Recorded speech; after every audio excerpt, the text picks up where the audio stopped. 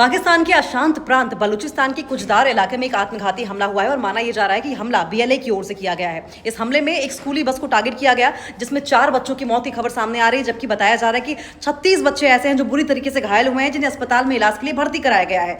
हालांकि ये हमला जो है वो बीएलए की ओर से ही किया गया है या नहीं किया गया है, इस बात की कोई पुख्ता जानकारी नहीं है। लेकिन जिस तरीके से हालात पनपे हैं उसको लेकर दावा इसी बात का किया जा रहा है कि संभवतः बीएलए ने ही इस हमले को अंजाम दिया होगा। हालांकि बीएलए ने इसकी जिम्मेदारी नहीं ली है और बीएलए के अलावा आपको बताएं किसी भी आउटफिट की ओर से इसकी जिम्मेदारी नहीं ली गई है। लेकिन इन धमाकों से पूरा का पूरा जो इलाका है वो तड़के सुबह दहल उठा है और ऐसे में पाकिस्तान सरकार लगातार इस बात का दावा कर रही है कि जो भी दोषी है वो बख्शे नहीं जाएंगे। लेकिन सवाल ये भी है कि पाकिस्तान की नाक के नीचे इस तरह के आत्मघाती हमले बार बार हो रहे हैं, उसके बावजूद शहबाज शरीफ सरकार कुछ भी नहीं कर पा रही है। और कोई पहली बार नहीं है कि स्कूली बच्चों को निशाना बनाया गया हो। पेशावर आप याद कीजिए, उसके बाद अब एक बार फिर से स्कूली बच्चों को निशाना बनाया गया।